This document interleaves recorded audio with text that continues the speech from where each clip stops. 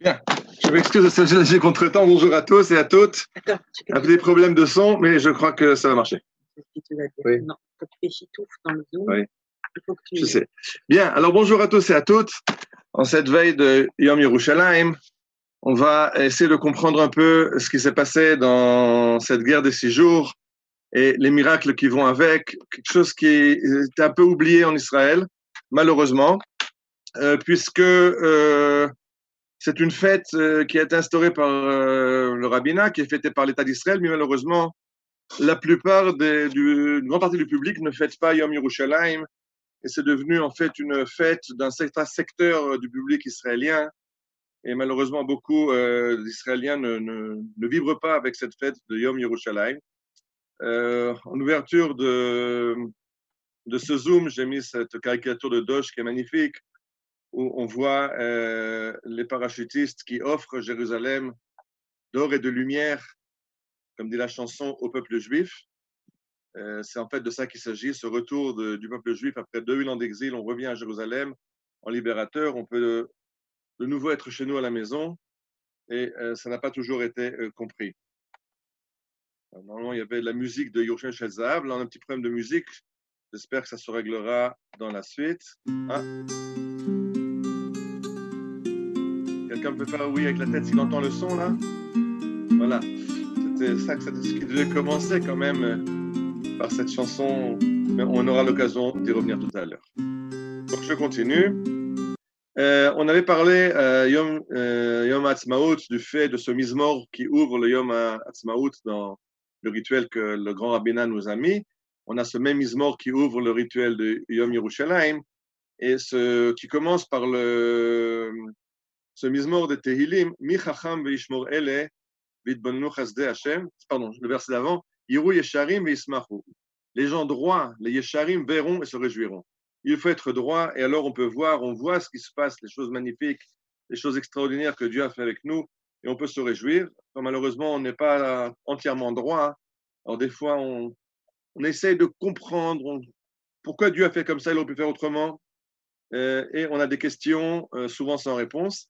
Mais si on est droit, on peut juste regarder ce qui a été fait, ce que Dieu a fait avec nous, et se réjouir. Et en dernier verset, pour commencer ce Yom Yerushalayim, cette conférence de Yom Yerushalayim, je rappelle quelque chose de formidable dans le chapitre 137 de Tehilim, ce chapitre que beaucoup vous disiez avant le Birkat Hamazon en semaine, Al-Naharot Bavel, qui raconte l'exil, qui raconte le fait qu'on pleure quand on est en exil. Là-bas, le verset nous dit Zechor Adonai livne Edom et Yom Yerushalayim haomrim aru aru ad hayesod ba. Yom Yerushalayim, c'est l'expression d'un jour de triste, un jour de deuil, le jour où les goyim détruisent Jérusalem. Aujourd'hui, Baruch Hashem, on arrive à un moment où Yerushalayim, Yom Yerushalayim veut dire le jour de joie, le jour où on revient à Jérusalem, le jour où on est content, le jour où on est heureux. Remercier pour Dieu pour ce Yom Yerushalayim qui est passé du Yom Yerushalayim de Tehilim à Yom Yerushalayim de l'État d'Israël. Alors, pour comprendre la guerre des 6 jours, pour comprendre les miracles, il faut revenir un tout petit peu en arrière. Je rappelle le plan de partage de l'ONU en 1947. Les Anglais rendent leur tablier à l'ONU, rendent leur mandat. Aujourd'hui, on sait qu'ils espéraient que l'ONU reconduirait le mandat, mais l'ONU décide, OK, vous voulez partir, eh bien partez, et va décider d'un plan de partage, et va partager la Palestine entre deux entités, entre un peuple juif et un pays juif et un pays arabe. Pardon. Et juste, je voudrais voir si je peux mettre un pointeur, ce sera plus facile pour moi. Le pointeur, il est où?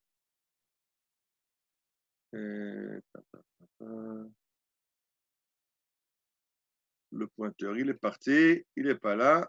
Alors, on fera sans pointeur. Ok, c'est pas grave.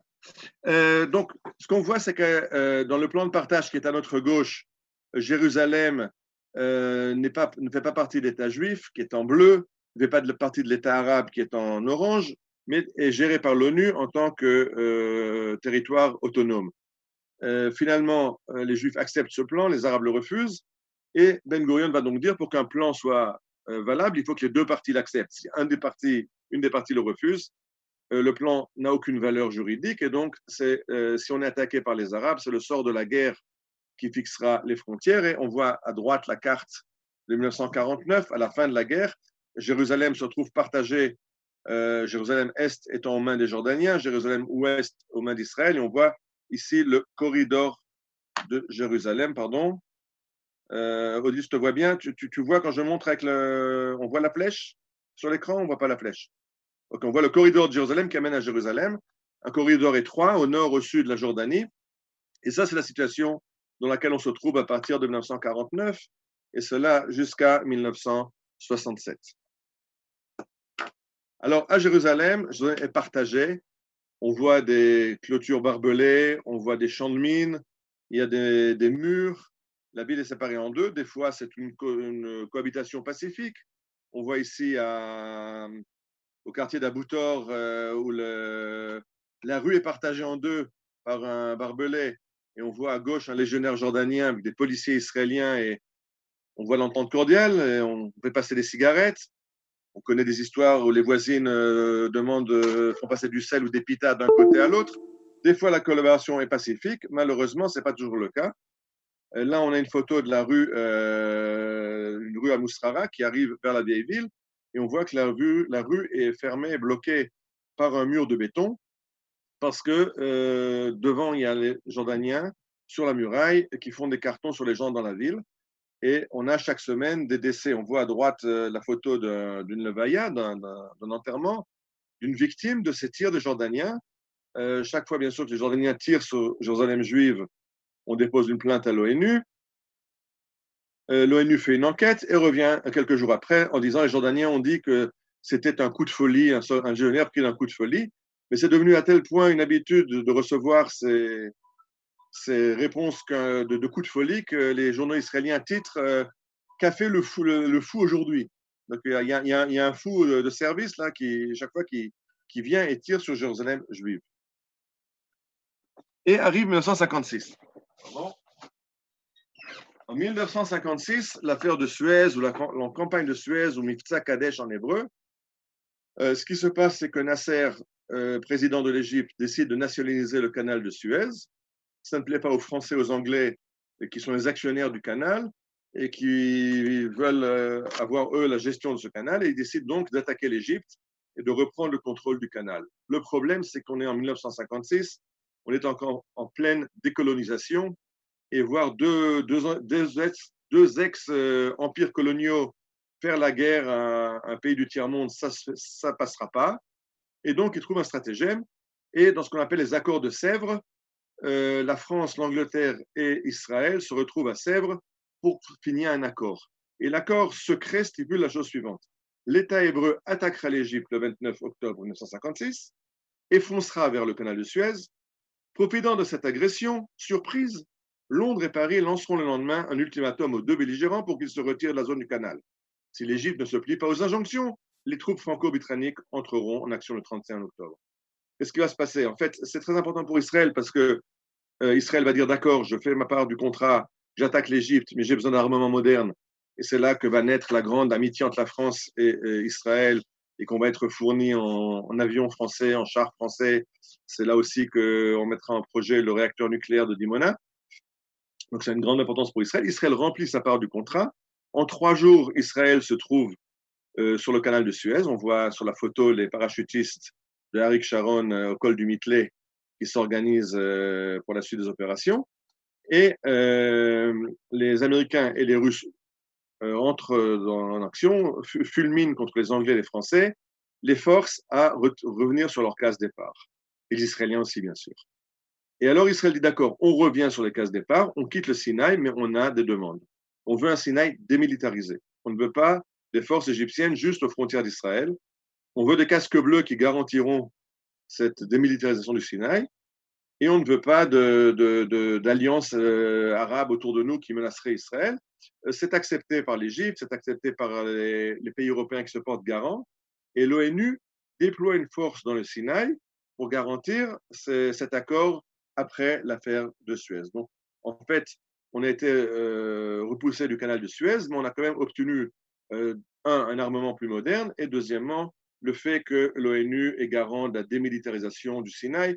Donc Israël est tranquille. L'Égypte, qui est notre grand ennemi, ou l'ennemi le plus puissant en tout cas, est à plusieurs centaines de kilomètres de nos villes dans le sud d'Israël. Et voilà qu'on arrive le Yom Ha'atzmaut de 1967. Yom Ha'atzmaut, je rappelle, ça se passe le 5 Iyar. Le Yom Yerushalayim, c'est le 28 Iyar. On est donc 23 jours avant, le jour de Jérusalem, 21 jours avant le début de la guerre des 6 jours. Chaque année, à Merkaz Arav, la yeshiva du Rav Kook, qui à cette époque-là est dirigée par le fils du Rav Avraham Yitzhak Cohen Kook, le Rav Tzvi Yehuda Cohen Kook, chaque année, à Yom Ha'atzmaut, il y a une grande soirée de Hodaya, de remerciements pour remercier Dieu des miracles. Et on invite toujours un dignitaire, un ministre ou autre. Et il y a un discours des rabbins, il y a des discours des rabbins de la yeshiva et surtout le discours du Rosh Yeshiva. Et cette année-là, on est le 19e anniversaire de l'État d'Israël. Et alors, le Rav Tzvi Yehuda fait un discours tout à fait spécial. Il commence à raconter ses mémoires du 29 novembre 1947, la soirée où l'ONU a décidé du plan de partage. Il raconte comment ce soir-là, il n'a pas pu dormir. Qu'il voit dans la rue les gens qui pavoisent, qui chantent, qui dansent. On a un État. Il dit, mais c'est quoi cet État? On a renoncé à Jérusalem, on a renoncé à Hebron, on a renoncé à Shrem, on a renoncé au centre du pays, à la partie biblique du pays. Comment est-ce que je peux me réjouir? Et il finit par ces mots, je ne sais pas, je ne comprends pas, mais c'est le plan de Dieu, alors réjouissons-nous de ce que Dieu décide pour nous. Mais c'est incroyable. Ça fait 19 ans que Jérusalem n'est pas dans nos mains. Ça fait 19 ans qu'aucun juif n'a mis les pieds à Hebron, aucun juif n'a mis les pieds à Shrem. Pourquoi tout à coup se réveille de se rappeler qu'il nous manque Hebron, il nous manque Shrem, il nous manque Jérusalem? Alors ça, il y a quelque chose dans l'air. Le Rav Tzvi Yehuda le sent déjà le soir du Yom Ha'atzmaut. La seconde personne qui a un sens historique très très aiguisé, pas du tout rabbinique, c'est une chanteuse, donc plutôt une poétesse, Naomi Shemer. Elle a écrit énormément de chants en Israël qui sont à la base de la chanson israélienne. Elle a un sens de l'histoire. Elle a écrit les chansons qui ont marqué l'histoire d'Israël.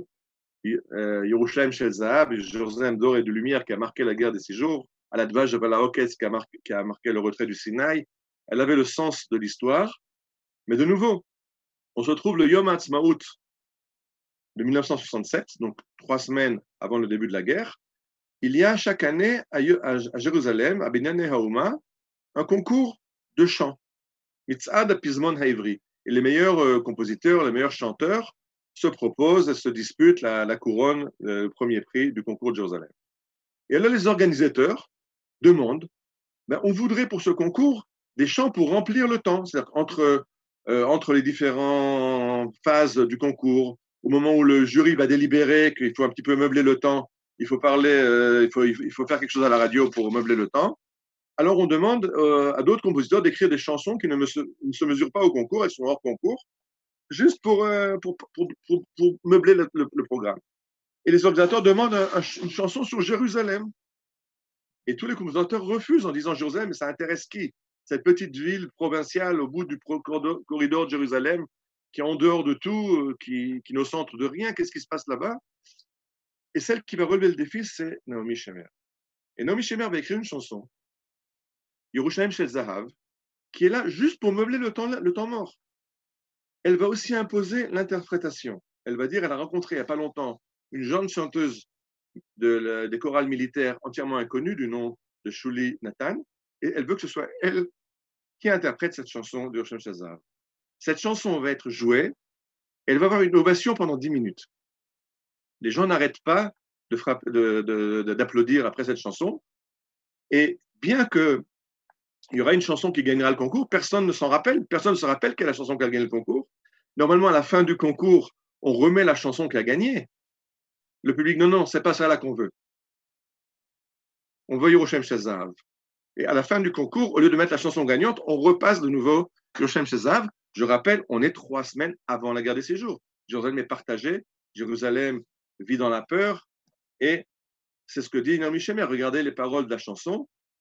Je vous souligne là, Ha'ir asher badad yoshevet uveliba choma. la ville qui demeure solitaire, ça vient du livre de Echa, des Lamentations de Jérémie, ou Beliba Choma, et une muraille en son sein. Attention, Naomi Shemer le dira clairement, il ne s'agit pas des murailles de la vieille ville. Une muraille en son sein, c'est cette muraille de béton que nous avons vue avant et qui sépare Jérusalem en deux, entre la Jérusalem juive et la Jérusalem jordanienne. Donc c'est cette situation de fait que Naomi Shemer décrit dans une chanson qu'elle écrit quand personne ne sait que dans 3 semaines, on sera revenu à Jérusalem. Donc après le Rav Kook qui pressent quelque chose, après Naomi Shemer qui pressent quelque chose, on se trouve au stade de Givatram. Au stade de Givatram, c'était quelques heures avant le concours de chant, il y a le grand défilé militaire de Yom Ha'atzmaut. Attention, cette photo n'est pas de Yom Ha'atzmaut 1967, parce qu'elle est prise au stade de l'université hébraïque. C'est à Jérusalem, au stade, mais on n'a pas le droit d'amener le tank à l'époque. Jérusalem est démilitarisée, d'après les accords de 1949, Israël n'a pas le droit d'avoir de tank. Le coup d'éclat qui a été fait, c'est qu'Israël avait demandé à faire un défilé avec des tanks en 1950 et quelques, je ne sais plus, je crois 58. On avait reçu une dispense spéciale de l'ONU en accord avec la Jordanie que pour une fois, c'était pour les 10 ans d'Israël, en 58, on peut amener quelques tanks pour une parade militaire à Jérusalem. L'ONU se porte garant du fait que les tanks regagneront leur base dans la plaine côtière et les observateurs de l'ONU qui sont invités à une fête bien arrosée à Tel Aviv oublient de compter les tanks et il s'avère qu'une partie de ces tanks oublieront de redescendre vers Tel Aviv et ce seront ces tanks qui sauveront Jérusalem dans 3 semaines quand la guerre éclatera. Les quelques tanks qu'Israël avait réussi à cacher à Jérusalem pour protéger la ville en cas d'attaque, puisque Jérusalem se trouve au bout du corridor qui est facilement coupé. Les Jordaniens peuvent facilement couper ce corridor de Jérusalem dans la région de Sha'ar Haggai, de la Troune, et Israël ne pourra pas amener d'armes lourdes à Jérusalem. Donc il y a toujours cette crainte, comment défendre Jérusalem en cas d'attaque jordanienne. Alors on dispose de quelques tanks, on dispose d'une brigade à Jérusalem, mais c'est tout ce qu'Israël a dans cette région. Pendant ce défilé militaire, Yitzhak Rabin, le général en chef, reçoit un message. Les Égyptiens ont demandé aux observateurs de l'ONU de quitter le Sinaï et commencent à masser des forces à l'entrée du Sinaï. Effectivement, Nasser va dire à l'ONU, pourquoi, Utan, secrétaire de l'ONU, nous allons attaquer Israël, ce serait dommage que vos forces se trouvent au milieu et prennent des coups. Ben, repliez-vous. Utan dit, bon, alors on s'en va. Et le lendemain, 3 jours après, les Égyptiens occupent le Sinaï. Et donc, on a déjà une menace importante contre Israël, en violation totale des accords. On voit ici l'ONU qui se retire du Sinaï. Les Égyptiens rentrent. Et là, maintenant, on voit le casus belli. On a un problème très, très grave. On a un problème en trois phases. Numéro 1, c'est l'Égypte qui a militarisé. Ce sont les soldats égyptiens qui sont dans le Sinaï. Numéro 2, vous voyez ces 3 flèches, Égypte, Jordanie, Syrie. Les Arabes ont signé un accord de coopération et les 3 armées sont sous commandement unifié. Donc, il y a un commandement unifié de toutes les forces qui entourent Israël, armées qui entourent Israël. Et la chose la plus grave, c'est numéro 3, en bas, Nasser ferme le détroit de Tiran qui bloque l'accès au golfe d'Eilat et interdit la navigation aux bateaux israéliens ou allant vers Israël. Je rappelle qu'à l'époque, le port d'Eilat reçoit notre pétrole. Le pétrole vient de notre grand ami de l'époque, l'Iran. Des fois dur à s'en rappeler, mais à l'époque du Shah d'Iran, qui pensait être l'arrière-petit-fils de la reine Esther, on avait des relations privilégiées avec l'Iran, qui nous fournissait un pétrole. Et fermer la navigation de Tiran, c'est asphyxier Israël économiquement, puisque le pétrole n'arrive plus. Un pays moderne ne fonctionne pas sans pétrole. Donc Israël dit on ne peut pas rester dans cette situation-là. Il faut d'abord, la première chose qu'on fait, c'est on commence à ramener les Milouimnikim, les réservistes, parce qu'on va en guerre et on est obligé d'ouvrir la navigation à Tiran. Il faut chasser les Égyptiens du Sinaï, mais avant tout, on demande à l'ONU d'intervenir. On envoie Abba Eban qui fait un tour dans le monde entier à l'ONU, chez les Russes, les Américains, parce que, je rappelle, depuis en 1956, on s'était retiré du Sinaï et on s'est retiré du Sinaï et l'ONU avait garanti cette navigation dans le golfe d'Eilat. L'ONU avait garanti la démilitarisation du Sinaï. Donc, on demande à l'ONU d'intervenir, on essaye par des voies politiques d'empêcher le dérapage et de partir en guerre. Je vois des gens qui se plaignent d'un problème de son. Est-ce que tout le monde a des problèmes de son ou il y en a qui m'entendent? C'est là qui m'entendent peut-être avec la tête. Oui, vous m'entendez. Ok. On vous entend bien, on vous entend bien. Ok, très bien. Non, parce que je vois dans les chats qu'il y a des gens qui se plaignent. Bien. Donc maintenant, on est obligé de partir en guerre pour débloquer ces problèmes, mais on essaye de faire politiquement, de résoudre la situation. Pendant ce temps-là, ce qui se passe en Israël, c'est la chose suivante. Voilà. D'abord, ce qui se passe, c'est qu'on est abreuvé de haine, on entend les discours haineux de la radio égyptienne qui annonce Idbah el-Yahoud, il faut massacrer les Juifs, les jeter à la mer. On voit les caricatures du soldat égyptien qui jette le Juif à la mer. On voit Nasser qui botte un Juif, c'est une caricature des tourneurs allemands qui jettent le Juif de la falaise. Et on voit Nasser avec ses pilotes, tout contents, tout heureux. On va jeter les Juifs à la mer et on va venger l'affront qui nous a été fait 2 fois. D'abord à la guerre de 48 et ensuite à la campagne du Sinaï en 56. En tout cas, les Égyptiens sont très clairs, sont très nets. Ils ne laissent pas beaucoup d'espoir. Leur but est d'en finir avec Israël. En Israël, la tension monte. On est assez affolé. D'abord, les hommes valides sont rappelés à l'armée. Le pays arrête de fonctionner. On a un peu vu ça dans la Corona quand on est tous confinés. À l'époque, on n'est pas tous confinés, mais tous les hommes sont à l'armée. Donc, les bus sont conduits par des femmes. Les facteurs, c'est des enfants. On essaie de remplacer parce que la plupart des hommes sont mobilisés. Toute l'armée est mobilisée. Les enfants remplissent des sacs de sable pour faire des défenses. On creuse des tranchées à Tel Aviv, à Jérusalem. Et pour bien monter le moral, les équipes du rabbinat et de la rabbanout tzvaït, la rabbanout militaire, commencent à préparer des cimetières massifs. Le stade, les parcs de Tel Aviv, de Jérusalem sont préparés pour être des cimetières avec des fosses communes ou des cimetières à grande échelle, puisque pour l'instant, on prévoit qu'on s'en sortira de cette guerre, mais on s'en sortira avec des dizaines de milliers de tués. Et donc, la tension monte, et la tension est énorme et les gens ont très peur. Je rappelle, nous, on était à l'époque, la plupart d'entre nous étaient en France, que beaucoup de Juifs en France, aux États-Unis, ont écrit aux familles en Israël, envoyez-nous nos enfants, vous allez être massacrés, au moins vous laissez les enfants survivre, donnez une chance à vos enfants, envoyez-les et mettez-les à l'abri chez nous. Donc ça, c'est d'un côté, au niveau de la population civile, une très très grande tension, une très très grande peur. Qu'est-ce qui nous attend? Mais l'armée, elle est très confiante. Et l'armée dit à Lévi Eshkol, qui est le Premier ministre, on y arrivera, on les vaincra, on a la possibilité de le faire. Et là, on a en fait deux groupes très différents qui gèrent le pays. On a l'armée et on a les politiciens, le gouvernement. L'armée, ce sont tous des jeunes sabrats. Pas tous, mais une grande partie sont des jeunes sabrats ou des moins jeunes. Ils sont des gens qui ont en moyenne moins de 40 ans, 30-40 ans. Yitzhak Rabin et autres, et c'est des gens qui ont grandi en Israël.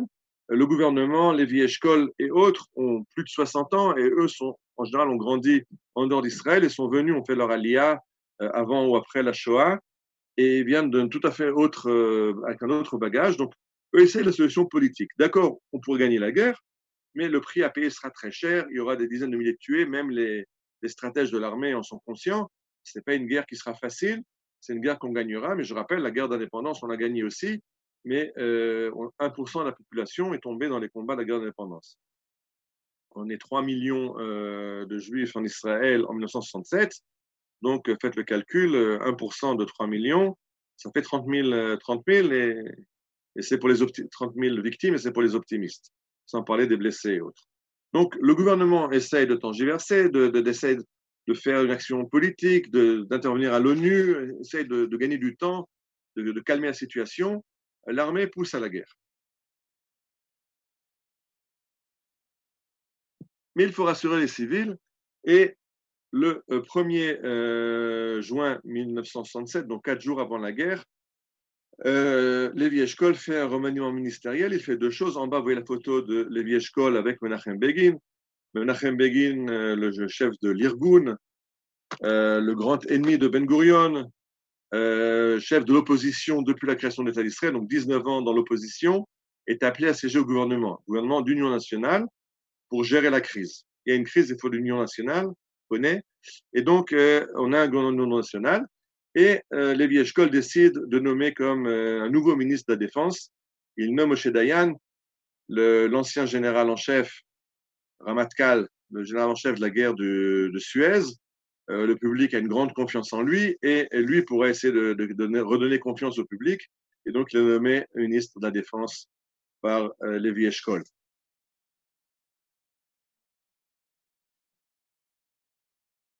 Mais les essais politiques n'aboutissent pas, et donc le 5 juin, Israël prend l'initiative de l'offensive. On sera accusé d'avoir commencé la guerre. En fait, la guerre a commencé dès que les Égyptiens ont envahi le Sinaï, dès qu'ils ont bloqué Tiran. On est en situation de crise et de conflit.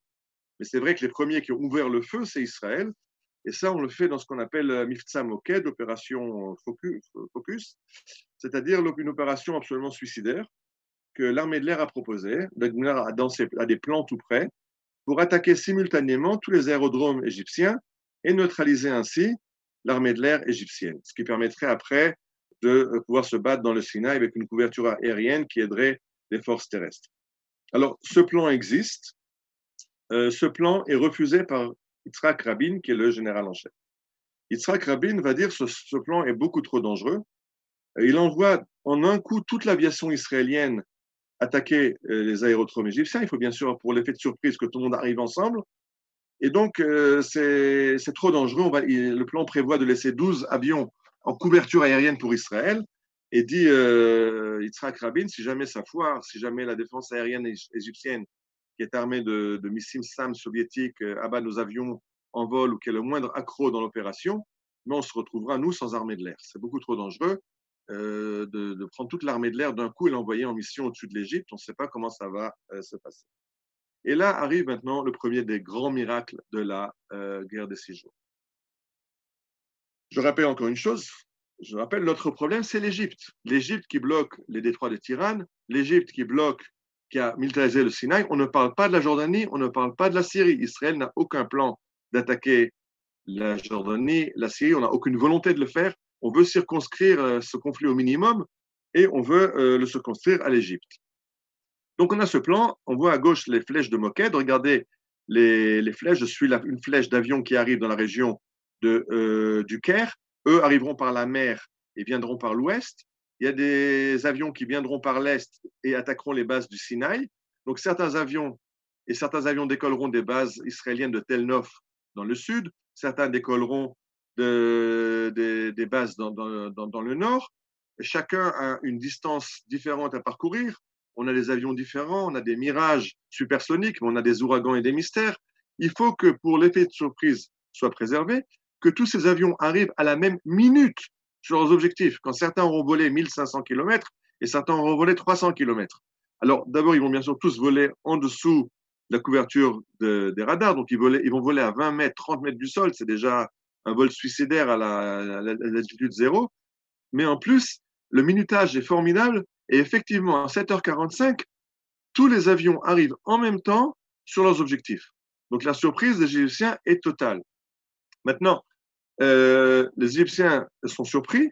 L'heure a été bien choisie, 7h45, c'est l'heure de la relève. Les équipes de nuit, les pilotes qui ont fait les gardes de nuit vont se coucher. Ceux du jour ne sont pas encore bien réveillés, donc c'est un moment où on est le moins alerte. Et à ce moment-là, les avions israéliens font un premier passage sur les aérodromes, ce qui déclenche l'alerte dans les aérodromes. La réponse est donc immédiate. Les pilotes foncent vers leurs avions et allument les moteurs. C'est ce que voulait Israël, puisqu'on est équipé de deux sortes de bombes. Une sorte de bombe, ce sont des bombes qui perforent, qui font des cratères dans les pistes les pistes des aéroports. Donc, une fois que la piste est endommagée, les avions ne peuvent plus décoller ou atterrir. Et les deuxièmes bombes que nous avons sont des bombes qui se dirigent sur la chaleur. Donc, une fois que les Égyptiens ne peuvent pas prendre l'air parce que les pistes sont détruites, leurs moteurs allumés vont guider les bombes israéliennes vers les avions pour que les cibles soient touchées, que les avions explosent au sol. Et en fait, à 7h45, l'attaque est engagée. 2 heures plus tard, les Égyptiens ont perdu déjà pratiquement la moitié, plus de 200 appareils. On est déjà après la deuxième vague d'attaque. la moitié de l'armée de l'air égyptienne est réduite à néant. C'est un premier miracle. Mais ce qu'on ne sait pas, c'est ce qui s'est passé derrière. La première chose, c'est que Yitzhak Rabin n'a pas accepté ce plan, qui est beaucoup trop dangereux. Alors, ce qui s'est passé, et ça, de nouveau un miracle, Yitzhak Rabin fait une crise de nerfs. Je vois que Brigitte me demande, je dis que Rabin s'est opposé. Ben oui, j'en parle. Rabin s'est opposé à ce plan et il fait une dépression et son médecin le met sous sédatif. Il est donc hors jeu. Qui remplace le général en chef qui est hors jeu? Son adjoint. Son adjoint s'appelle le général Ezer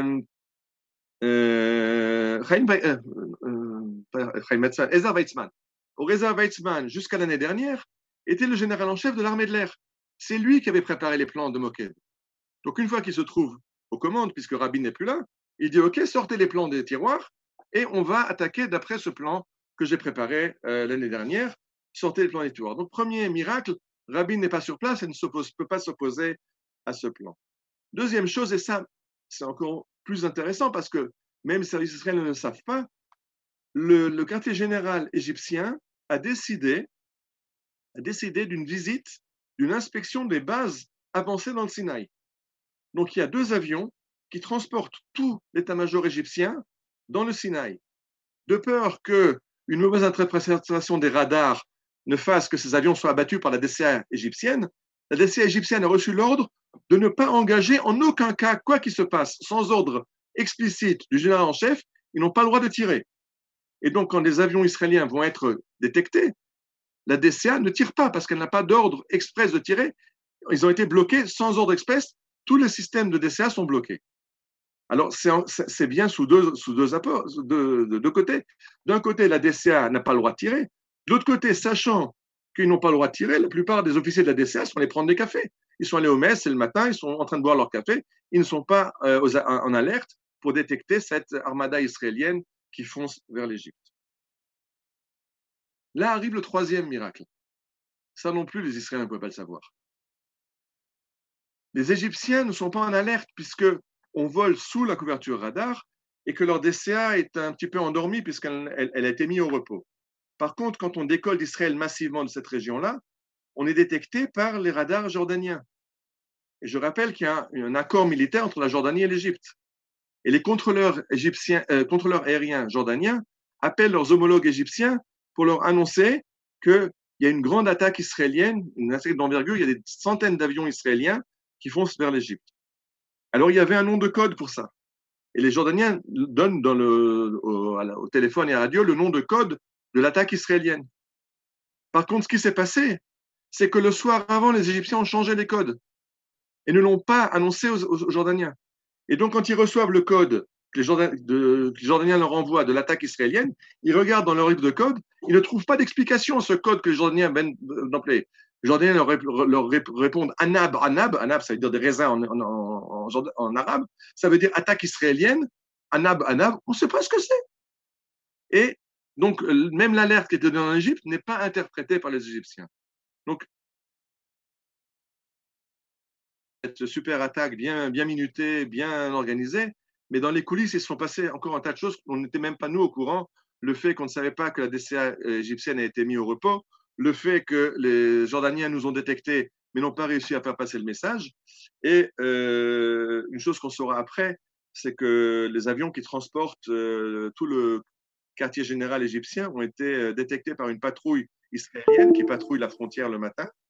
Et la patrouille israélienne demande l'autorisation d'abattre 2 avions égyptiens suspects au-dessus du Sinaï. Et l'accord leur aurait été refusé de peur qu'il y ait des civils dans ces avions. Donc on aurait même, avec encore un petit coup de pouce, on aurait même à ce moment-là pu se débarrasser de tout l'état-major égyptien qui aurait été abattu dans le Sinaï encore avant que la guerre soit engagée.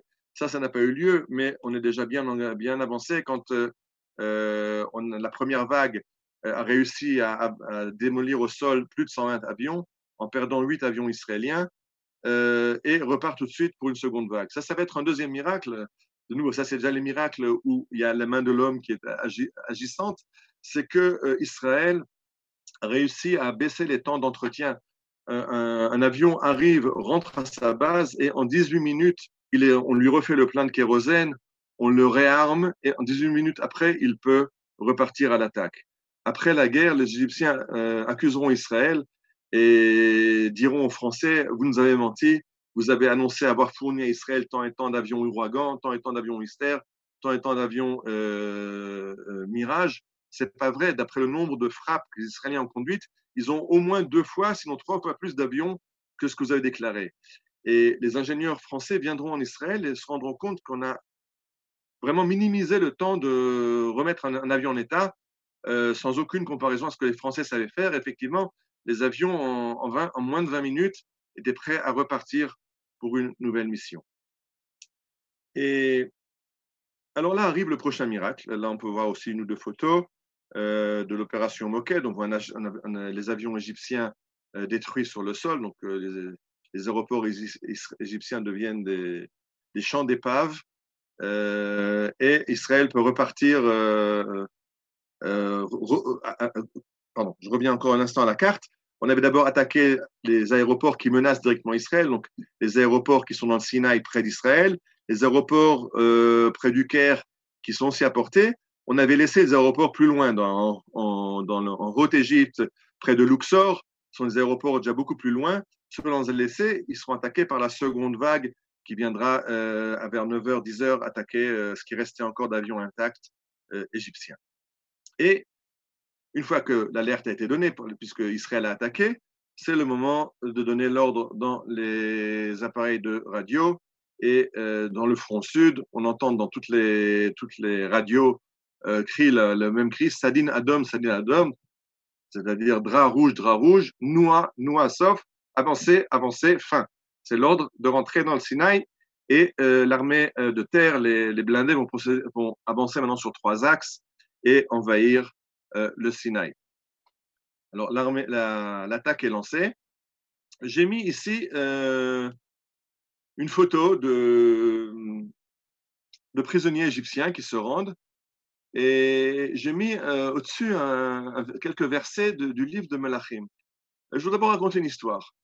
L'histoire est à Sharm el-Sheikh, donc dans le sud du Sinaï. Quand les forces israéliennes arrivent là-bas, on s'aperçoit que les Égyptiens ont quitté. Et le commandant de Sharm el-Sheikh, le nouveau commandant israélien de Sharm el-Sheikh, envoie une patrouille de soldats sur une jeep aller patrouiller aux alentours. Ces deux soldats, au détour d'un oued, se retrouvent face à face avec un half-track de commando égyptien. Donc, il y a 2 soldats israéliens, 2 réservistes dans leur jeep, et face à eux, un half-track super armé avec une vingtaine de soldats commando égyptiens. Les Israéliens comprennent que leur dernière heure est venue. Et alors, qu'est-ce qu'ils peuvent encore faire à 2 contre une vingtaine? Un des Israéliens dit à l'autre, fais comme moi. Il pointe son Uzi vers les Égyptiens et les Égyptiens déposent leurs armes, lèvent les bras et les 2 Israéliens ramènent ces Égyptiens prisonniers à la base. Quand ils arrivent, ils vont bien sûr être interrogés. Quand on prend un prisonnier, on l'interroge pour savoir où se trouve l'ennemi, quelles sont ses forces dans la région, etc. Et l'interrogateur leur dit, mais je ne comprends pas, il y a quelque chose d'assez incroyable. Vous étiez une vingtaine, les Israéliens étaient 2, pourquoi vous vous êtes rendus? Pourquoi ne vous vous êtes pas battus? Et alors le major égyptien aura cette réponse. 2 Israéliens? Mais qu'est-ce que vous faites des 200 qui étaient derrière? Les 200 qui étaient derrière, nous, on ne les a pas vus. Mais ça me rappelle une histoire qu'on connaît du livre des rois. Et je vous ai mis les versets en haut. Vayashkem mesharet ish Elohim lakum, vayetze vehine chayil mesovev et ha'ir, vesus varechev vayomer naro elav, aha Adoni echa naaseh. Elisha et son serviteur sont à Shomron, dans la ville de Samarie. Ils sont assiégés par les Araméens. Et le matin, quand il se lève, son serviteur voit ces armées d'Aram sur toutes les collines autour et il dit, mais qu'allons-nous faire contre ces multitudes? Et alors, la suite du verset, Vaïtpalel Elisha Vayomar, et Elisha prie et demande à Dieu, ouvre donc les yeux de mon serviteur et qu'il voit. Et alors Dieu ouvre les yeux du serviteur et il voit que la montagne est remplie de chevaux et de chars de feu autour d'Elisha. Donc,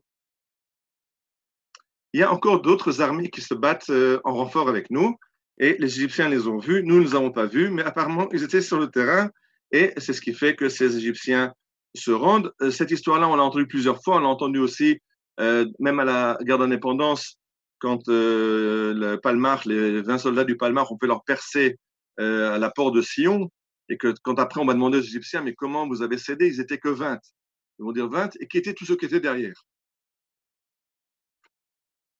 Bien. Alors ça, c'est le front égyptien qui est enfoncé. Revenons à Jérusalem.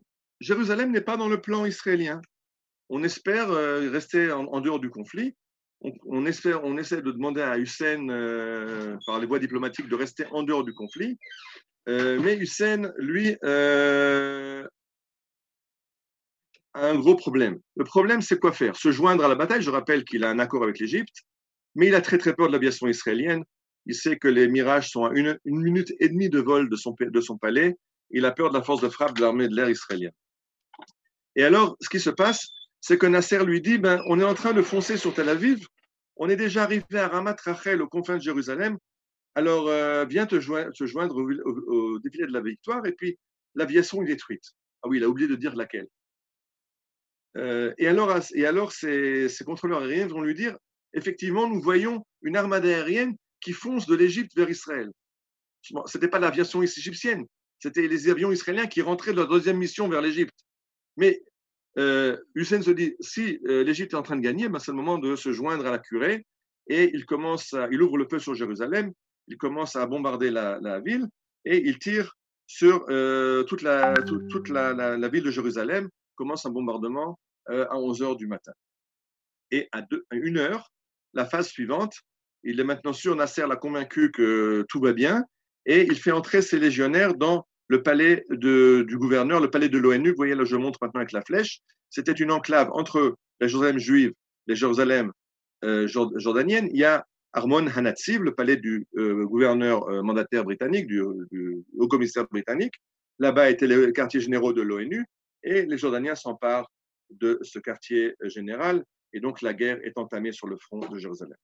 Le commandement de Jérusalem a deux problèmes. Un, c'est maintenant arrêter les Jordaniens, mais surtout, il y a au nord cette enclave du Har HaTzofim.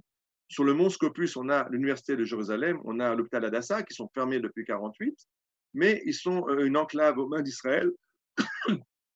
D'après les accords, Israël a une force de 120 soldats qui sont isolés en territoire jordanien, et on a très très peur qu'ils se fassent massacrer. Il faut à tout prix aller à la rescousse. Donc on a encore essayé un dernier recours jusqu'à 2h d'empêcher les Jordaniens de les ramener à la case départ, mais une fois que l'attaque est engagée, on n'a plus le choix. Et la brigade de Jérusalem, avec les quelques tanks qu'elle avait cachés, commence la contre-attaque, et ils attaquent Armon Hanatsiv. Armon Hanatsiv, on le voit ici. On voit les chars et les half-tracks de la brigade de Jérusalem qui arrivent.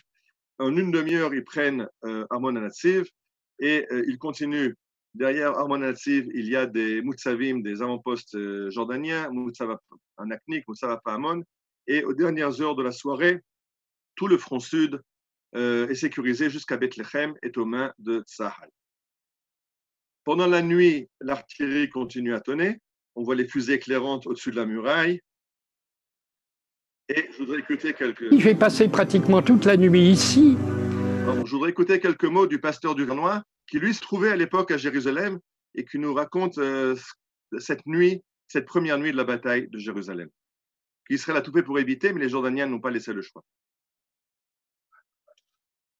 J'ai passé pratiquement toute la nuit ici. J'ai assisté pendant des heures à la contre-attaque israélienne, bien sûr, mais du fait que des fusées géantes, éclairantes, montaient sans cesse dans le ciel, une image a surgi en moi que je n'ai jamais oubliée. Tué sur 180 degrés face à une muraille de feu en pleine nuit. Je croyais rêver, je me suis pincé un moment. Et je disais la chose quelques jours plus tard, interviewé au pied du mur, le fameux mur de Jérusalem, n'est-ce pas, que je n'appelle plus les lamentations depuis ce jour-là, mais le mur de l'espérance. je cite cette image, une muraille de feu. Et le rabbin Eisenberg me dit, Claude, quand vous rentrerez chez vous tout à l'heure, ouvrez votre Bible à ce qu'on appelle la Haftorah, n'est-ce pas, c'est-à-dire le passage prophétique de cette semaine lu par toutes les synagogues du monde. Et c'était le chapitre 2e de Zacharie.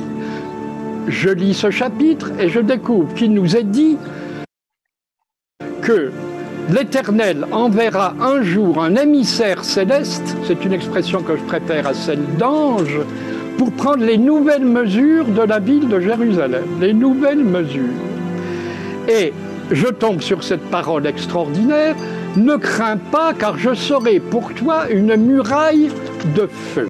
Donc une muraille de feu autour de Jérusalem, de nouveau, on est en plein chapitre biblique, Manitou nous le disait toujours, la guerre des 6 jours, c'est un nouveau chapitre de l'histoire du Tanakh. On a maintenant, puisque les parachutistes qui devaient sauter dans le Sinaï pour s'emparer d'El Arish n'ont plus de mission, puisque les blindés ont réussi à prendre El Arish, les parachutistes de Motagour sont envoyés vers Jérusalem et on va les envoyer se battre à Givat Atarmoshet, la colline de munitions, pour ouvrir la route vers le mont Scopus, faire la jonction avec les 120 soldats qui sont coincés au mont Scopus. C'est devenu une des batailles les plus célèbres de la guerre des guerres d'Israël, surtout à cause d'une chanson qui a immortalisé cette bataille. On va en écouter quelques mesures.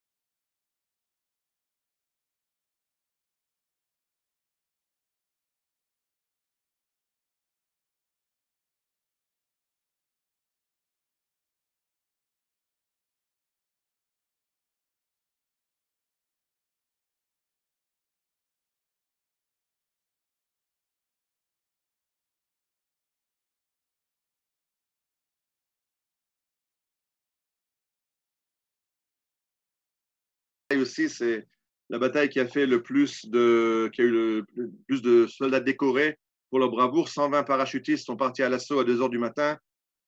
À 7h30 à la fin de la bataille, il en restait 27 sur pied. Tous les autres étaient ou tués ou blessés. La bataille de Givat Armoshet. Ceux qui veulent le détail sur les lieux, je vous invite à vous joindre à moi demain soir sur le site du KKL. Je reviens de Jérusalem où nous avons filmé sur le site de Givat Armoshet l'histoire de la bataille. Demain, on fera une visite en live sur les sites de la bataille de Jérusalem. Une fois que Jérusalem, les parachutistes sont venus par le nord, ils arrivent jusqu'au musée Rockefeller qui fait face à la muraille. Là, on voit la muraille de la vieille ville. C'est la muraille, ce que je suis en train de montrer. Musée Rockefeller, là-bas sont les soldats. Et il n'y a encore pas d'ordre de prendre Jérusalem. Le gouvernement n'a pas décidé de rentrer dans la ville de Jérusalem. Et la nuit, Motagour, le commandant des parachutistes et le commandant du front de Jérusalem, Ouzinarkis, décident d'encercler entièrement la vieille ville pour être prêts aux éventualités. Et ils envoient une force de commando avec 3 chars qui doivent monter à Augusta Victoria sur le mont des Oliviers. Alors, si vous voyez la route vient du nord, les chars viennent du nord, et il y a ici un virage très serré en épingle à cheveux dans une descente pour aller vers le mont des Oliviers. Il fait nuit, il y a des coups de feu, des tirs, des obus, et les chars se trompent de route, et au lieu de prendre cette route qu'ils amènent à Augusta Victoria, eh ben, ils continuent tout droit.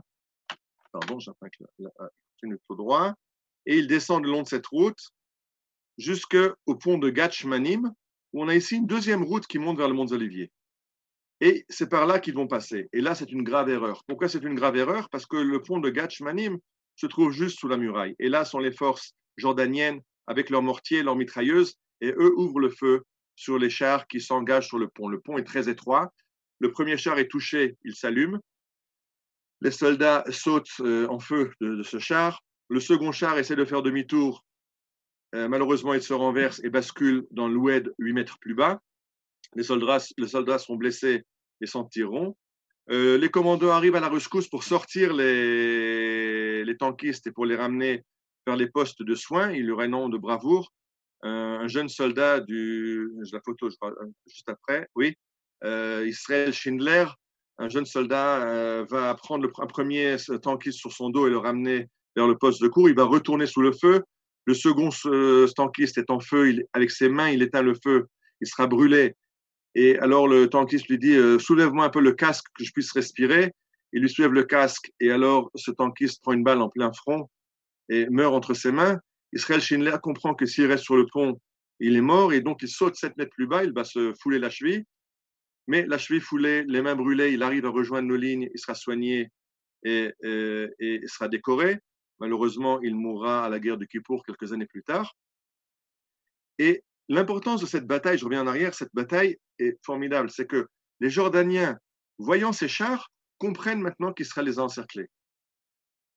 Et ils demandent au commandement en chef l'autorisation de se replier avant d'être entièrement coincés en Jérusalem et encerclés pour qu'ils puissent se réorganiser en dehors de Jérusalem pour une contre-attaque. Maintenant, le chef d'état-major jordanien n'aurait jamais accepté une demande pareille. Mais dans le cadre de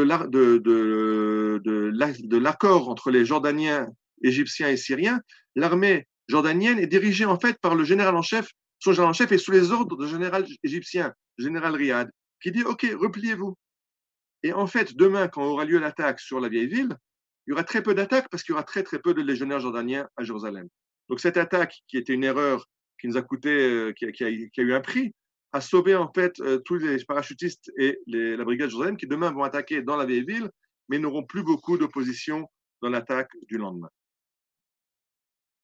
J'expliquais que le gouvernement n'avait pas décidé d'attaquer Jérusalem, juste d'encercler. On voit ici Motagour, le commandant des parachutistes, qui se trouve sur le mont des Oliviers. Et à 6 heures du matin, il reçoit le OK. Begin, qui écoute la BBC, a entendu que l'ONU va imposer un cessez-le-feu. Il fonce chez Lévi Eshkol à 3 heures du matin et lui dit il faut à tout prix qu'on prenne Jérusalem avant le cessez-le-feu qui va être imposé. Finalement, réunion de cabinet restreinte, Lévi Eshkol accepte et l'ordre est donné de rentrer dans la vieille ville, avec la restriction de ne pas utiliser d'armes lourdes pour ne pas toucher des lieux saints et chrétiens ou musulmans, ce qui est très problématique pour les forces terrestres, de rentrer dans une ville où il peut y avoir un sniper derrière chaque fenêtre, derrière chaque porte, sans préparation d'artillerie, c'est un danger pour les soldats, mais c'est la décision qui a été prise. Alors on voit ici Motagour qui donne maintenant l'ordre historique. Il va dire à ses soldats, ça fait 2000 ans que le peuple juif attend de rentrer en Jérusalem. On va écouter les paroles de Motagour.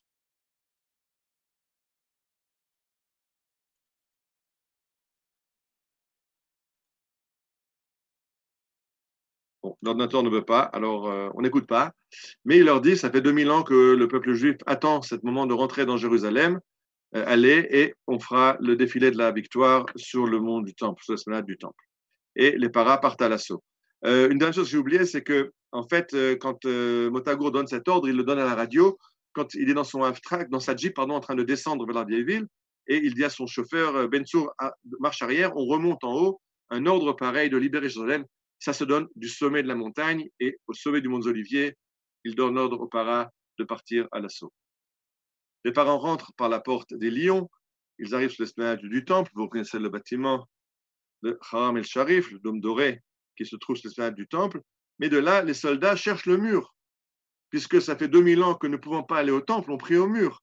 Alors là, l'erreur était catastrophique, on avait l'endroit du Temple, mais on descend vers le mur, on cherche le mur, on trouve le mur, et Zamosh, que vous voyez ici, Yoram Zamosh, qui est commandant chef de section, va planter un drapeau au sommet du mur. L'heure est finie, mais on a commencé un peu en retard. Est-ce que vous me laissez encore 10 minutes ou pas? Là, il faudrait que je sache la direction remplaçant de Johan. Je peux un peu continuer encore un petit peu ou il faut que j'arrête ou je peux continuer encore un petit peu? Bon, j'entends rien dans mes écouteurs, donc je continue. Si vous voulez vous quitter, vous avez le droit, l'heure est passée, mais je continue encore un petit peu. Donc, Yoram Zamosh qui met ce drapeau, c'est de nouveau une histoire incroyable parce que les parachutistes avaient prévu de sauter dans le Sinaï, en plein désert. Ils n'ont pas du tout prévu d'aller à Jérusalem. Ils n'ont pas de drapeau avec eux. Donc, ils arrivent en autobus depuis la région de Rehovot, où ils étaient près de l'aéroport, d'où ils devaient monter dans les Dakota pour sauter dans le Sinaï. Ils arrivent à Beth Hakerem, à Jérusalem. Ils sont invités par les citoyens, les habitants, qui leur disent venez prendre un café, ils leur amènent des gâteaux. leur donnent un téléphone pour appeler leur famille, pour leur dire que tout va bien. Et alors, une vieille dame dit à Zamosh, vous allez maintenant à Jérusalem? Il dit, oui, oui. Vous allez dans la vieille ville? Oui, oui. Alors, attends un instant. Elle fonce dans son grenier et elle revient quelques minutes avec un drapeau tout chiffonné. Et elle dit, ce drapeau, il flottait sur ma maison en 48, quand on a été chassé par les Jordaniens. Et j'avais fait vœu, ce drapeau flotterait sur le kotel, sur le mur. Et elle l'enfonce dans la poche de Zamosh et dit, quand vous serez au mur, tu accrocheras ce drapeau. Zamosh arrive et il accroche ce drapeau au-dessus du mur. C'est juste, quand vous êtes au mur en bas, vous voyez cette clôture en fer, elle est juste au-dessus de vous, et là-bas a été mis le drapeau par Zamosh. Zamosh voit à côté ce petit bonhomme là que vous voyez à gauche, je sais pas, ce petit bonhomme ici, il s'appelle Moshe Stempel. Moshe Stempel, c'est le commandant adjoint de la brigade des parachutistes. C'est un dur des durs. Et le gars, il a la larme à l'œil. Et Zamosh lui demande, Stempel, qu'est-ce qui se passe? Et Stempel lui dit, mais tu comprends? Si mes grands-parents, mes arrière-grands-parents savaient que moi je suis maintenant au Kotel, en uniforme de l'armée d'Israël pour libérer le Kotel, mais ils auraient tout donné pour ça. Et à ce moment-là, Zamosh lui dit, on est aujourd'hui le 7 juin 1967. Il y a exactement 25 ans, le 7 juin 1942, toute ma famille a été gazée à Chelmeno. Les parachutistes arrivent en bas, ils sont devant le mur et arrive l'aumônier général, le Rav Goren, avec le chauffard, le Sefer Torah, et il va faire une prière. On va entendre si ça marche ce coup-ci. אני יורד ברגע זה, אני יורד במדרגות אל הכותל. אינני אדם דתי, מעולם לא הייתי, אבל זהו הכותל, ואני נוגע באבני הכותל המערבי.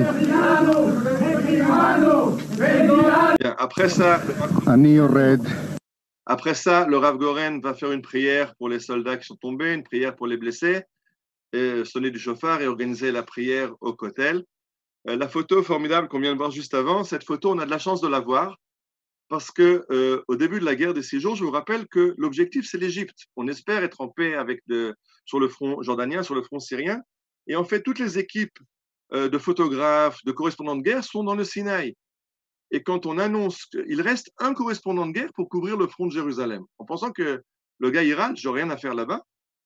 Et quand on annonce que la bataille s'engage à Jérusalem, Rubinger, le photographe qui a pris cette photo, qui était dans le Sinaï, trouve un hélicoptère qui rapatrie des blessés vers l'hôpital de Shiba à Tel HaShomer et il se propose pour tenir les perfusions des soldats blessés, ce qui lui permet de trouver une place dans l'hélicoptère, qui lui permet d'arriver à Jérusalem pour prendre la photo. Le Rav Goren, lui, est général, alors il a trouvé un hélicoptère, lui aussi était dans le Sinaï, mais il a trouvé un hélicoptère pour le ramener à Jérusalem, pour être là au moment où les parachutistes arrivent et libèrent la vieille ville. Donc c'est un moment auquel on ne s'attendait pas, puisqu'on n'avait pas prévu cette bataille avec les Jordaniens, on avait tout fait pour que cette bataille n'ait pas lieu, que les Jordaniens n'attaquent pas, et ça nous a été un petit peu imposé, et Israël revient à Jérusalem le 28 Iyar de cette année-là, Yom Yerushalayim. Les parachutistes sont après sur l'esplanade du temple pour le défilé, la revue de la victoire. Et le Rav Neria, il crée quelque chose de formidable. On a essayé de prendre Jérusalem en 1948, on n'a pas réussi parce qu'il n'y avait pas d'unité du peuple juif. En 1948, il y a 3 groupes armés qui se battent à Jérusalem. Il y a la Haganah, il y a l'Irgun de Menachem Begin et le Lehi, des combattants du Stern. Pourquoi? Parce que je rappelle qu'en 1948, d'après le plan de l'ONU, Jérusalem ne fait pas partie du partage, ne fait pas partie de l'État d'Israël. Et donc, si sur tous les autres fronts, on a Tzahal, Ben Gurion a confondu tous les éléments des groupes armés de la lutte contre les Anglais, plus les nouveaux immigrants, plus tous les gens qui sont conscrits, on fait une force unique qui s'appelle Tzahal. Il n'a pas autorité sur Jérusalem, qui ne fait pas partie de l'État d'Israël. Et donc, à Jérusalem, les 3 unités de combat continuent chacune de façon autonome. Et le Rav Neria disait, on ne peut pas prendre Jérusalem quand c'est chacun pour soi, et qu'après on aurait fait des guerres de Juifs, qui a libéré Jérusalem. Mais quand en 67, on arrive avec une armée, tous ensemble, tous réunis, alors le temps est venu de libérer la ville de Jérusalem. les grands oubliés de ce combat, ce sont la brigade de Jérusalem. Vous vous rappelez qu'au début, avant que les paras arrivent de la région côtière, c'est la brigade de Jérusalem qui avait commencé à Arwan al-Hatziv à contre-attaquer face aux Jordaniens. Et en fait, quand l'ordre est donné d'attaquer la vieille ville, les deux unités arrivent ensemble, les parachutistes par la porte des lions et l'unité de Jérusalem par la porte des immondices, à côté du Kotel. En fait, ceux qui sont les plus près sont les soldats de Jérusalem, qui eux arrivent juste, le Kotel est là. Eux sont juste devant le Kotel, alors que les parachutistes doivent encore traverser l'esplanade du temple, les trouver la porte, et trouver la clé et descendre. Mais ce qui se passe, c'est que les soldats de Jérusalem sont des gens de Jérusalem. Leur commandant, Élie Kédar, a été chassé de la vieille ville en 48, c'était il y a 19 ans. Et donc, une fois qu'il a franchi la porte, il prend ses soldats et va voir sa maison dans le quartier juif et va libérer le quartier juif. Et donc, ils ne seront pas au Kotel pour les photos. Et quand toute la presse sera là, avec le Rav Goren, avec le chauffard, avec le Sefer Torah, les correspondants de guerre photographieront les parachutistes et les grands oubliés de l'histoire seront ces soldats de Jérusalem qui ont été exactement en même temps, mais n'étaient pas juste à l'endroit où il fallait quand les flashs ont crépité. Cela, Chazal, on dit que Sefer Torah chez Ba'echal Tsarich Mazal, même le Sefer Torah a besoin de chance. Ils n'ont pas été au bon endroit, mais il faut se rappeler qu'ils ont énormément participé à la libération de Jérusalem, à offrir cette Jérusalem au peuple juif. Arrivent les premiers civils, le Rav Tziyuda qui est amené par ses élèves. Nombre de ses élèves font partie des parachutistes, et donc ils vont chercher leur maître pour l'amener au Kotel. C'est le premier civil, lui et le Rabban Nazir qui est juste derrière, sont les deux premiers civils, puisque Hanan Porat, le futur membre de la Knesset, fait partie des parachutistes qui ont libéré Jérusalem. Il envoie donc une jeep chercher son maître. On abat ce mur, le mur de Jérusalem. Rappelez ce mur dont Naomi Shemer avait dit Ha'ir Asher Badad Yoshevet Uveliba Choma. Cette muraille qui sépare Jérusalem est abattue et Jérusalem est réouverte. Ben Gurion était beaucoup plus jusqu'au boutiste, lui vocalement, qu'on détruise aussi les murailles de la vieille ville. Il a dit il faut entièrement plus de murailles, Jérusalem ouverte. On dit la vieille ville, c'est quand même historique qu'on les a laissées, mais ce mur de la honte des 19 années de Jérusalem séparé a été abattu juste après la bataille. On continue, les forces continuent. La brigade de Jérusalem, avec les parachutistes, continue vers le sud. Ils libèrent le tombeau de Rachel à Bethléem dans la même journée. C'était dans la même journée que la prise du mur. Et ils arrivent devant Hebron. Ils arrivent devant Hebron et le Rav Goren qui avait été là pour sonner du chauffard au mur, le Rav Goren qui avait été là pour sonner du chauffard au Mont Sinaï dans le Sinaï, le Rav Goren qui avait été là pour sonner du chauffard et organiser la prière à Kever Rachel, arrive à Hebron, il voit les avant-postes de Tzahal, on dit oui, la ville est prise. Non, la ville n'était pas prise, l'armée était en train de s'organiser pour prendre Hebron, qui était supposée être une ville difficile à prendre. Mais le Rav Goren n'est pas au courant que la ville n'est pas prise, il fonce avec son chauffeur et ils arrivent jusqu'au caveau de la Marpella.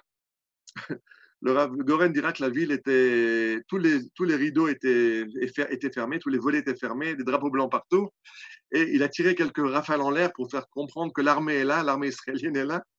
Et en fait, il arrive jusqu'au caveau de la Marpella et là, il rencontre le maire de Hebron qui lui tend les clés et la ville se rend. Pourquoi la ville de Hebron s'est rendue à un général? Il faut se rappeler qu'il y avait des Juifs, il y a toujours une communauté juive à Hebron jusqu'en 1929. En 1929, pendant le mandat britannique, c'était le pogrom.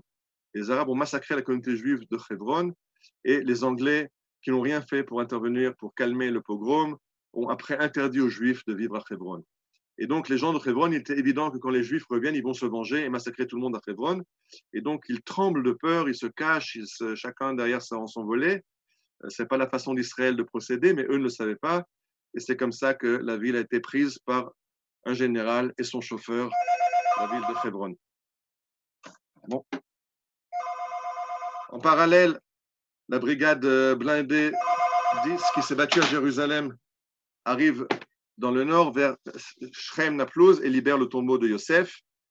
Et on a repris Yehuda Beshomron, en fait, tout le territoire biblique de Jérusalem, le tombeau des patriarches, le tombeau de Rachel, le tombeau de Yosef, tout ça est de nouveau aux mains d'Israël. Alors là, maintenant, je suis vraiment en retard, mais on n'a pas parlé du Nord, la Syrie. Et la Syrie, qu'est-ce qu'on en fait? Alors, je dis Israël, au début, n'avait pas de projet contre la Syrie, pas plus que contre la Jordanie. Seulement, ce qui se passe, c'est que ça fait 19 ans que regardez cette photo, pardon, Le plateau de Golan domine la vallée du Choulé. Dans la vallée du Choulé, on a des kibbutzim, mais ces kibbutzim sont dominés par le plateau de Golan, la montagne au-dessus, qui est truffée de bunkers. Regardez les bunkers syriens. Une ouverture pour une pièce à feu, on ne peut pas la voir, c'est camouflé par du béton avec par-dessus des pierres de basalte, de l'herbe. Et en fait, pratiquement toutes les nuits, les Syriens bombardent les kibbutzim qui sont dans la vallée ici. À tel point qu'on s'est habitué à dormir dans les abris. On ne peut plus chaque nuit, en plein milieu de la nuit, une attaque, prendre les enfants, les réveiller, courir aux abris. Et les enfants dorment journellement dans les abris. Et les maisons sont attaquées, vous voyez les traces des balles sur les maisons des kibbutzim. C'est la situation depuis 19 ans dans la vallée du Choulé. Et les gens de la vallée du Choulé en ont marre. Ils supplient le gouvernement israélien de déloger les Syriens du Golan pour ramener la paix dans la région du Choulé.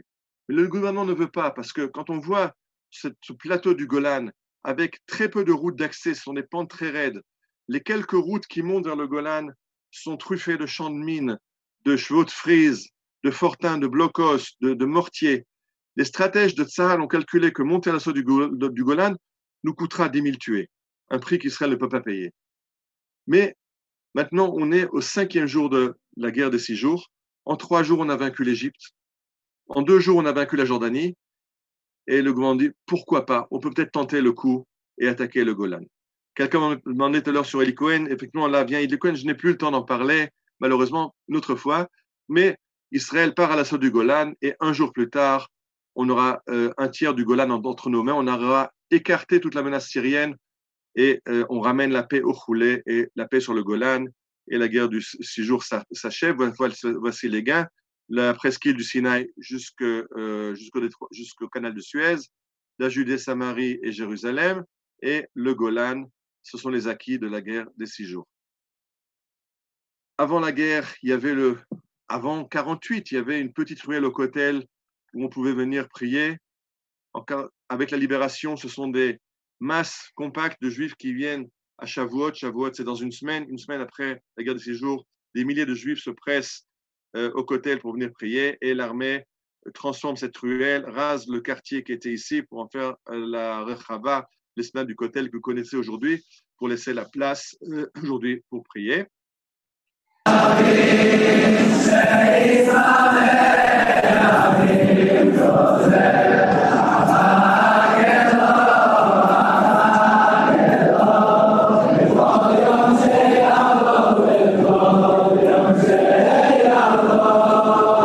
Si on n'était pas en époque de Corona, ce soir, c'est ce qu'on aurait, c'est ces milliers de gens qui viennent prier, danser au Kotel. Malheureusement, on est en Corona et l'esplanade est divisée en petits enclos pour 10 personnes chaque fois pour faire des minyanim très restreints. J'y étais hier et de nouveau, ceux qui me suivront dans la visite demain, vous le verrez dans le Facebook de quoi a l'air le Kotel aujourd'hui. Dans le feu de la bataille, on a planté le drapeau sur le dôme du rocher. 1 heure après, Moshe Dayan a demandé d'ôter ce drapeau. Les Arabes avaient compris que c'est normal, si on est vainqueur, le drapeau flotte au-dessus.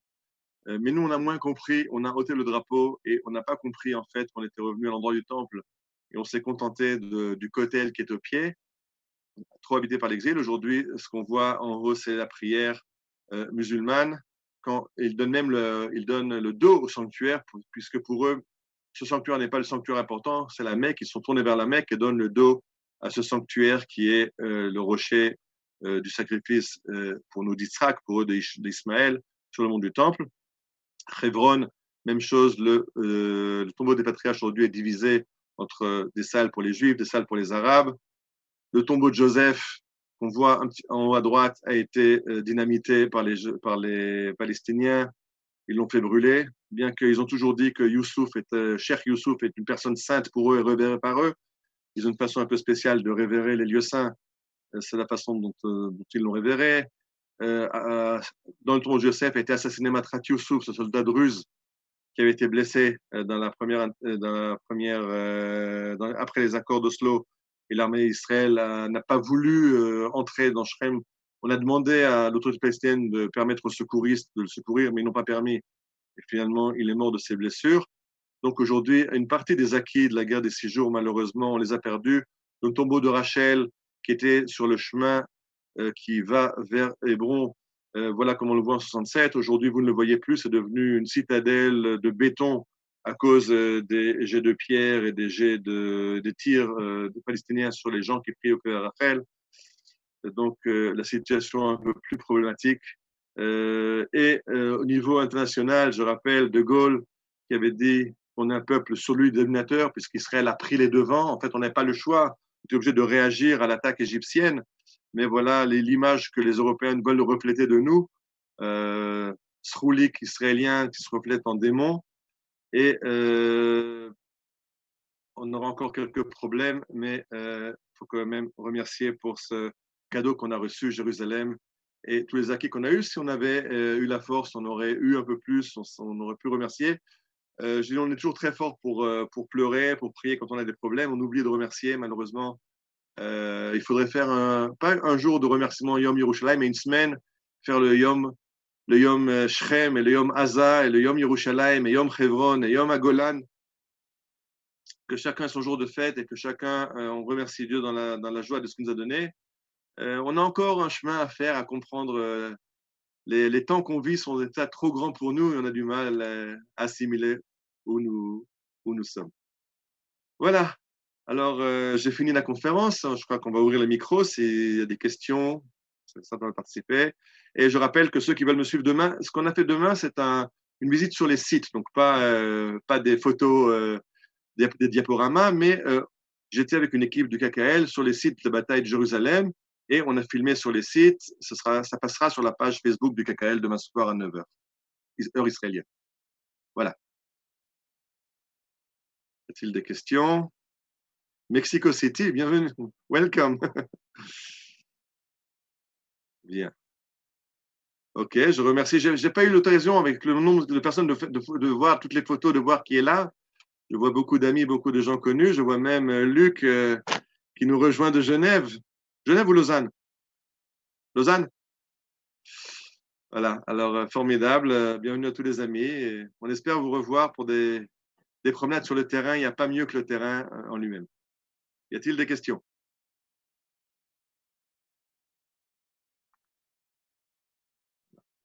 Je n'entends rien. Johan, suppléant. Je vais fermer le share. Stop share. OK.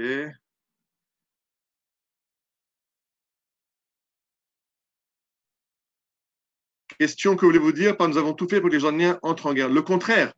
J'ai dit on a tout fait pour que les Jordaniens ne partent pas en guerre. On a essayé de les convaincre qu'on n'a rien contre eux, on n'a aucune demande territoriale contre la Jordanie. On leur a demandé de rester en dehors du conflit. Notre problème, c'est l'Égypte qui nous asphyxie économiquement. Mais nous, on n'a rien, aucune. Ça nous a été imposé de prendre Jérusalem, de libérer le mur, de libérer Hebron, Bethléem, nous a été imposé. Alors, les questions, c'est enregistré, oui, ce sera sur le YouTube de l'ILMOD, comme toutes les autres conférences. Peut-on expliquer l'attitude de Moshe Dayan? Oui, Moshe Dayan a grandi à Nahalal, son père était du kibbutz de Dgania, c'est quelqu'un du kibbutz qui n'a pas grandi dans l'animation religieuse du judaïsme, et non seulement il a du mal à comprendre le problème, le besoin de prier au mont du temple, mais il a surtout très très peur de l'opinion internationale. Que vont dire les chrétiens, que vont dire les musulmans? À l'époque, au départ, il avait dit, quand on lui a dit, on va prendre Jérusalem, mais qu'est-ce que j'ai besoin de tout ce Vatican? C'est des lieux saints, c'est compliqué à gérer. Laissez-on tranquille, que les Jordaniens s'en chargent. Ça va être trop compliqué pour des Juifs de gérer des lieux saints chrétiens, des lieux saints musulmans. Il vaut mieux qu'on n'y soit pas. Donc, il a essayé d'éviter ça. Essayer de contact avec les Jordaniens, oui, on a essayé d'envoyer des messages en Jordanie. On a essayé par toutes les voies diplomatiques, faire intervenir l'ONU, les Américains et autres. On n'a pas réussi à les bloquer. Moi, je peux dire une chose, c'est que aujourd'hui, j'espère que c'est plus un secret militaire, que je ne me fais pas arrêter pour ce que je vais dire.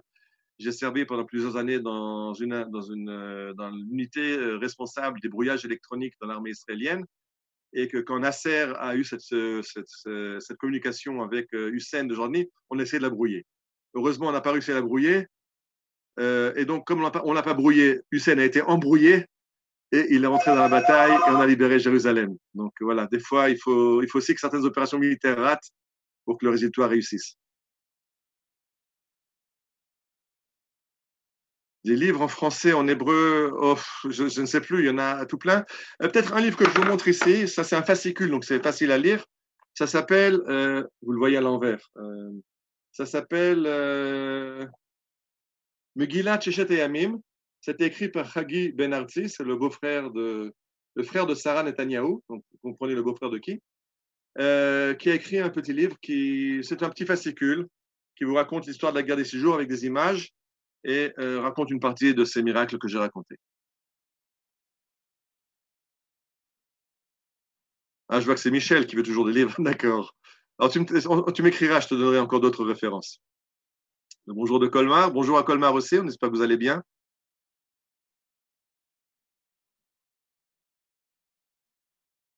Ok, je lis les chats, comme je vois qu'il y a un premier micro, je lis les chats.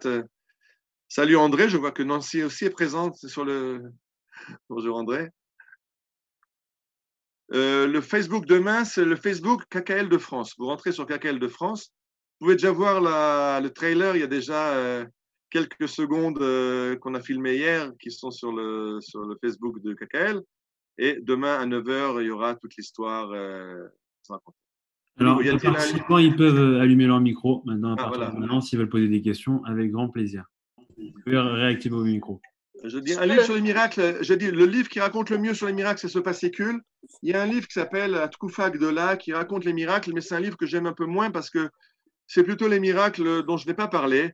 Par exemple, le fait que un groupe de chars se trouve coincé face à immobiliser 3 chars israéliens face à énormément de chars jordaniens. Arrive des chars israéliens à la rescousse, mais ils se trompent de cible et commencent à engager le feu contre les chars israéliens. Alors les Israéliens, un des soldats rentre dans la tourelle, sort un talit, commence à balancer son talit dehors et les Israéliens comprennent que c'est un char juif et comprennent qu'ils sont trompés d'objectif et détournent le feu vers les chars jordaniens. Alors, des miracles comme ça, il y en a eu par dizaines. Mais je voulais pas seulement sur les miracles individuels, mais plutôt sur les miracles collectifs, sur les miracles du fait qu'Israël est revenu à Jérusalem, des miracles pour des soldats, que la balle est rentrée sur le sidour qu'il avait dans la poche et que le livre de prière a bloqué la balle. D'accord, on a beaucoup de miracles de ce type-là. C'est moins le genre de miracle que je voulais raconter. Je peux rajouter quelque chose au sujet du chauffard? Oui. Le chauffard aussi a une histoire. Bien sûr. Il appartenait au rabbin Cohen Scali, un rabbin marocain, qui aurait eu une névoie et qui l'a donné, je ne me rappelle plus à qui. Au rabbin Nazir. Ah, voilà. Et il a dit, avec ce chauffard, vous sonnerez à Jérusalem. Oui. Bien des années avant. Exactement. Ce qui s'est passé, c'est que ce chauffard, le Rav Goren est parti à l'attaque comme il faut, avec un Sefer Torah et un chauffard. Mais il était dans le Sinaï, avec l'attaque, au début de l'attaque au Sinaï, et le half-track dans lequel il était a été touché par un obus. Et donc, il a réussi à sauter, à prendre avec lui le Sefer Torah, mais son chauffard a été perdu.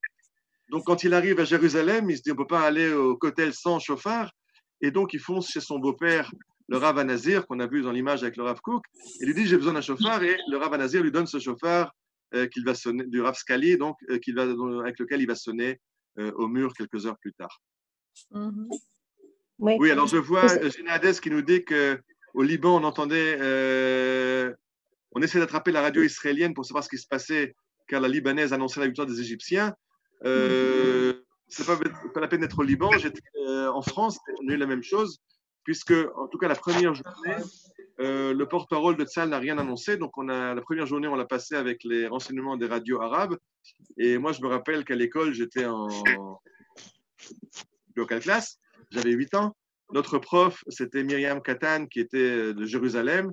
Et on écoute la radio, et la radio jordanienne annonce que l'armée jordanienne a ouvert le feu sur Jérusalem, que toutes les maisons sont en flammes, il ne reste presque plus de juifs vivants à Jérusalem. Et Myriam Katan éclate en sanglots, et les cours étaient finis pour la journée. Donc, il n'y a pas qu'au Liban qu'on était mal renseignés, en France aussi, mais à partir du deuxième jour, on commence à entendre un autre son de cloche, et surtout la France, peut-être que De Gaulle a lâché Israël, et a déclaré l'embargo sur Israël, mais les Français étaient tellement contents des victoires, des mirages français, des ouragans et des mystères qu'ils ont fêté avec nous cette victoire. Je rappelle que les Français avaient développé le mirage pour être l'arme, la force, la frappe contre la Russie soviétique. La plupart des bases de mirage étaient dans l'est de la France, face à la Russie, et on ne savait pas comment le mirage se conduisait face au MiG. Et une fois que les Français ont vu que en fait, tous les combats aériens se sont soldés par les missiles, ils ont beaucoup apprécié la démonstration qu'Israël avait fait de la supériorité du mirage sur le MiG. Voilà. Et qu'est-ce qu'il en est de l'histoire qu'on raconte il y avait une personne qui était un Israélien qui était en Pologne et qui a rencontré celui qui avait les plans de toutes les bases aériennes d'Égypte. Alors, je connais cette histoire du colonel Davidovitch, je l'ai entendue maintes fois par des guides. Ouais. J'ai cherché sur l'Internet, j'ai cherché dans des livres, dans des bibliothèques, cherché chez des livres, chez des historiens ou chez des guides plus sérieux. J'ai trouvé aucune source. C'est une belle histoire que tout le monde raconte. Elle n'a jamais réussi à en trouver le moindre fondement. Ariel, il y a cette photo-là, je ne sais pas si tu vois. C'est qui la montre? C'est la photo des trois au Kotel. Et puis, oui. Il y a 2 ans, oui. Ils se sont réunis. Ils ont repris la même, exactement. Oui. Des années après. Oui. Vous ne le voyez pas, dans le diaporama que je vous ai montré comprend à peu près le double des photos que j'ai fait passer. J'ai dû faire un tri pour tenir le coup. Même ça, j'ai eu du mal à respecter le temps imparti. Il y a encore beaucoup à raconter. Aussi, ce qui se passe aujourd'hui, parce que ce n'est pas fini. Je ne parle pas seulement du point de vue politique, dans tout ce qui se passe avec les Arabes. Au niveau de la politique, on a une grande polémique avec l'Église catholique.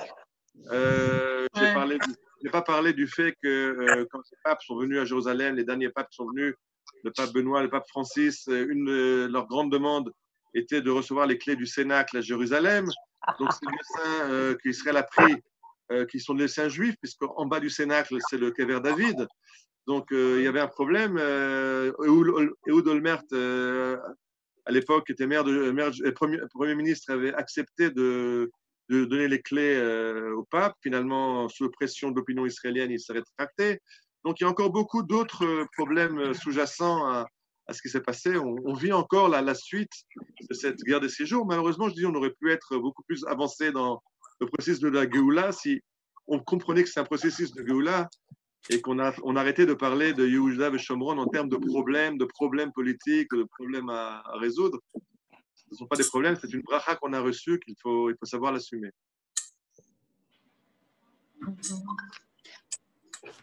Ben, c'est toujours de Mexico. Merci beaucoup, c'était passionnant.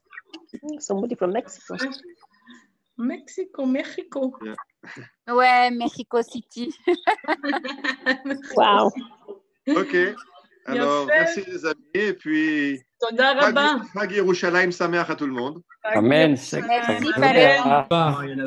Mazal Tov. On sera retransmis sur Zoom, comme vous l'avez dit. Merci beaucoup. Merci beaucoup. À bientôt. À Bientôt, au revoir. Yerushalayim Sameach. Merci beaucoup. Bientôt. Au revoir. Salut.